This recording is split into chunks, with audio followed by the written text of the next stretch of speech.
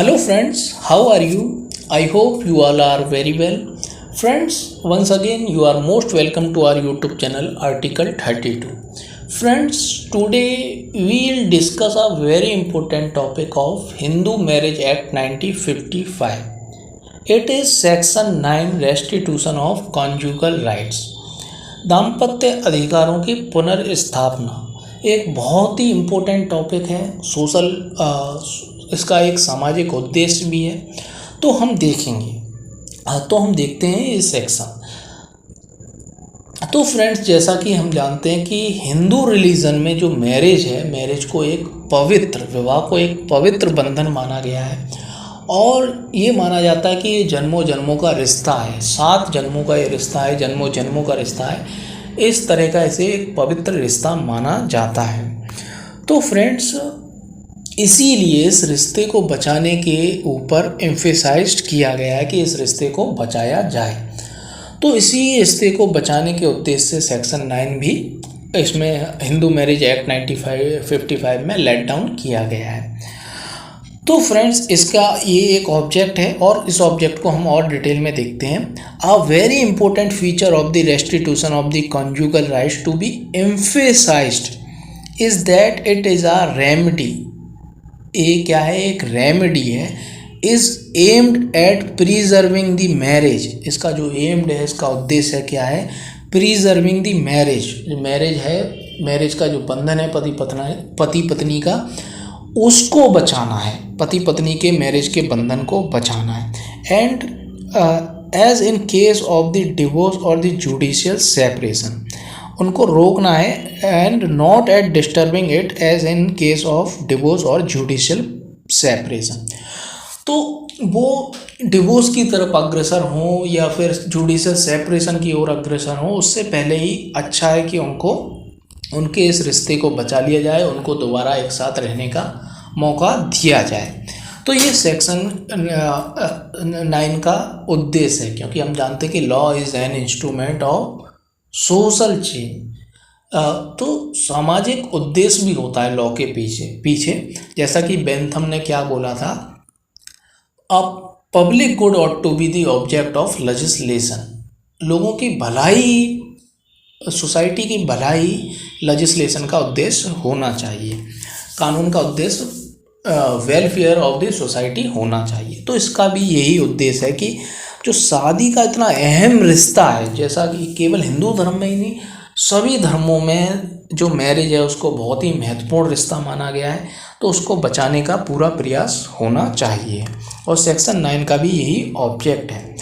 तो हम शुरू करते हैं फ्रेंड्स। ये सेक्शन 9 में, जो सेक्शन 9 है, कब एग्जिस्ट करता है? तो फ्रेंड्स, ये हस्बैंड और वाइफ दोनों के लिए राइट है, लेकिन हम देखते हैं कोर्ट में प्रैक्टिकल तौर पे हस्बैंड के द्वारा सबसे ज़्यादा जो पिटीशन दाखिल की जाती हैं सेक्शन 9 की, वो हस्बैंड के द्वारा दाखिल की जाती हैं। वाइफ के द्वारा बहुत ही कम, देखा जाए तो बहुत ही कम मामलों में ये दाखिल किया जाता है सेक्शन 9 का पिटीशन। क्योंकि जो वाइफ है, वाइफ के पास तमाम अधिकार होते हैं, तमाम तरह के उनके लिए कानून हैं।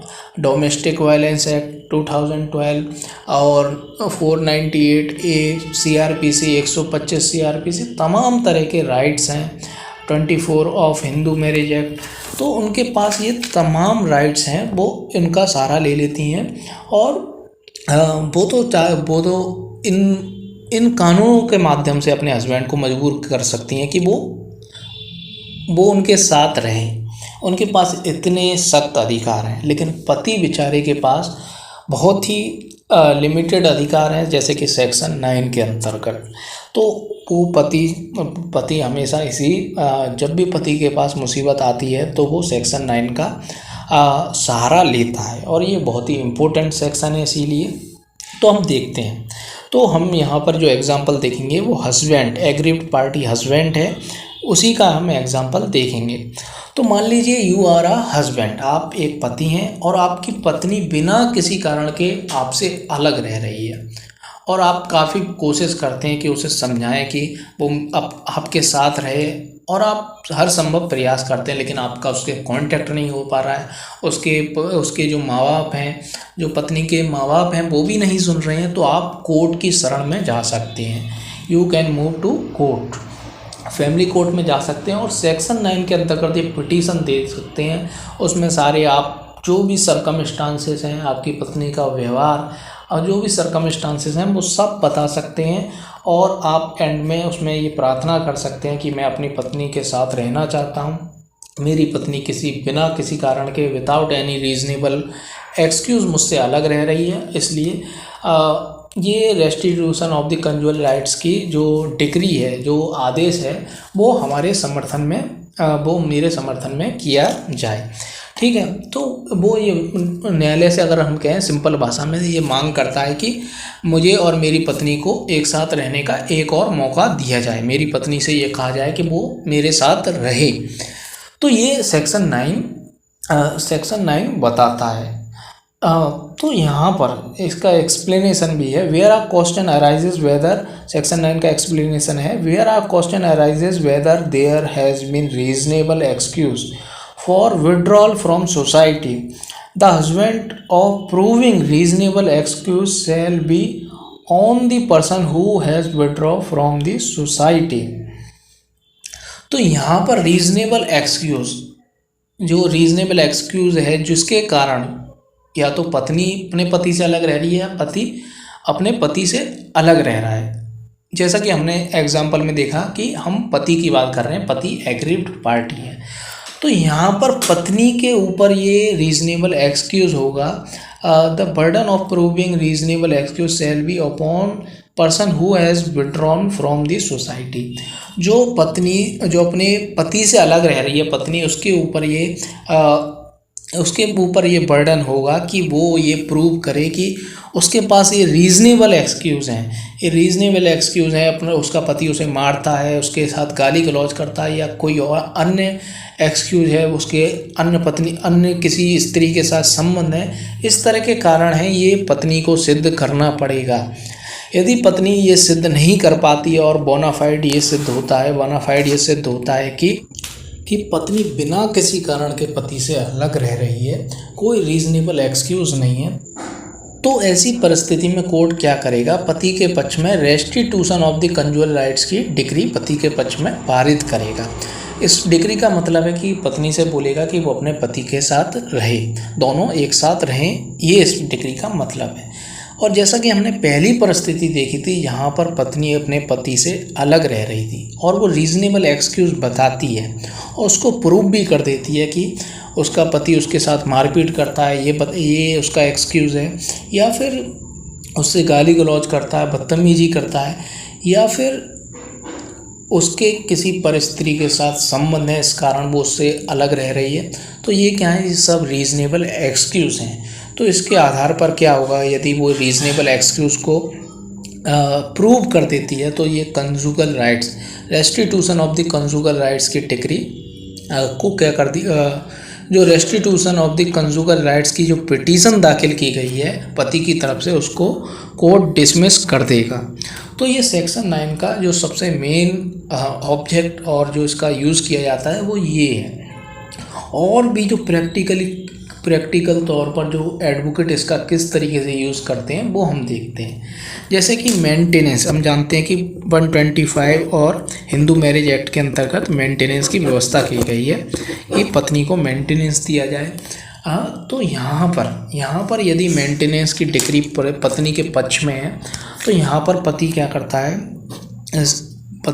है, सेक्शन 9 की पिटीशन दाखिल करेगा, बताएगा कि बिना कारण ये अलग रह रही है और मेरे साथ इसको रहना चाहिए।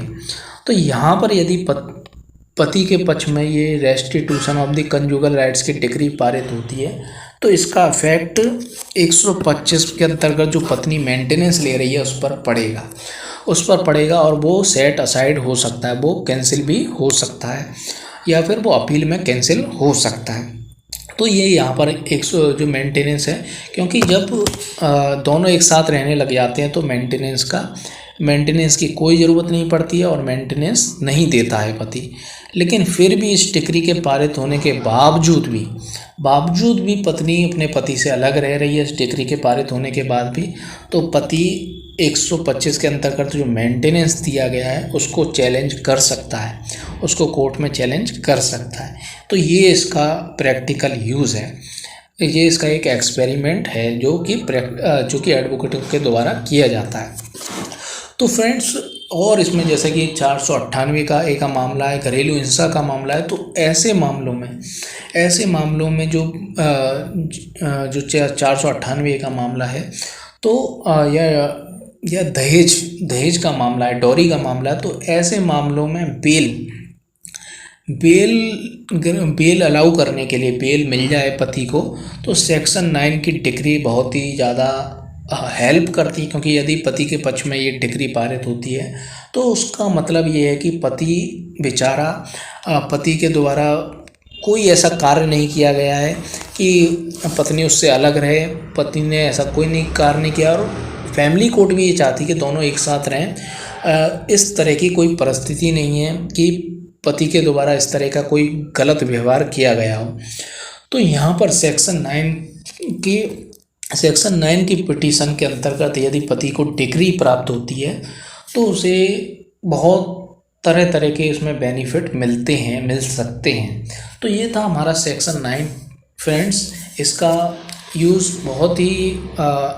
यूज़ सभी को जानना चाहिए, बहुत ही सोशल कॉज है, इसके पीछे एक सामाजिक उद्देश्य है। तो friends, thank you very much. Please share this video to your friend, your family members, and subscribe our YouTube channel. Thank you friends.